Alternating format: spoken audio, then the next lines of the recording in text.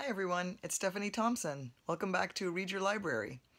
Today we're going to, for the first time, do something that I think we might do again if it works out, and that's when we have some novels all written by the same author, maybe look at them all in one video rather than break it out into different videos for each book. We'll see if it works. If it turns out it takes too long or we're not doing it justice, we'll do it a different way.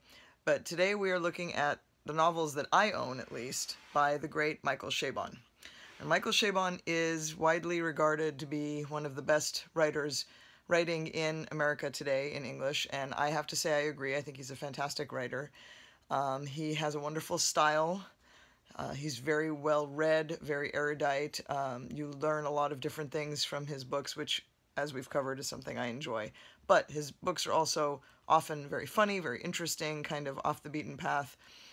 His first novel, Mysteries of Pittsburgh, I haven't read, and it came out when he was very young, and it really kind of got him started. But the first book that really put him on the map was Wonder Boys. And you may have read this or seen the film. They made a film version starring Michael Douglas, and it's about a aging writer trying to recreate the successes that made him famous, and his relationship with a young writer who's a student of his doesn't go very well. It kind of pokes fun at the whole idea of fame and what it takes to be a great writer and a success, fame and success in America. I did not actually read this first, though. It is very good, but the book I read first, which made the best impact on me by Michael Chabon, which made me really fall in love with him and his writing, is The Amazing Adventures of Kavalier and Clay. And this is a great, great novel. It won the Pulitzer, totally not surprising. I really recommend reading it. It is about these two Jewish cousins in the pre-war era, one of whom comes to America from Europe and then hooks up with his other cousin, and they start writing comics and drawing comics together.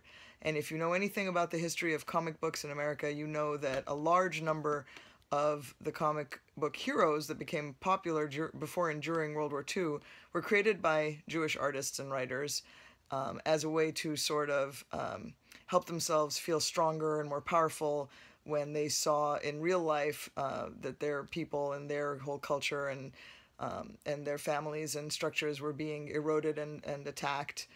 So they created superheroes to give them back that feeling of power and triumph of good over evil. And this delves very deeply into that world. As usual, you'll learn a lot about the world of comic books, New York in the pre-war era, but also the characters are really well developed, really fascinating, their relationship and what happens to them. I loved this book, and I really recommend it. I've recommended it to all my friends ever since, and I don't think anyone has ever been disappointed in it. So that is definitely one that, you know, made the biggest impact on me. And then one of the next books that Michael Chabon has written, which this one came out, I think, in around 2007, perhaps, the Yiddish Policeman's Union. I always have to look and remind myself of the title. This one is a really fun book, completely different. This is an alternative history mystery book. And what that basically means is Michael Chabon has imagined a world in which the state of Israel collapsed after the Second World War, and the Jews were relocated to Sitka, Alaska, and created a Jewish state there. And this is a mystery novel in the hard-boiled detective style that takes place in that imagined alternate place where the Jewish state has been created in Sitka, Alaska. It's really interesting. It's weird. You learn a lot about Alaska, about Jewishness, all this sort of thing, but it's fascinating and funny, and the mystery itself is pretty engaging too. So, I mean, it's multi-layered, which is often what you get with Chabon books. And then last but not least, of the books he's written that I have owned and read, there's others that I haven't. This one came out most recently. I think this one was 2012.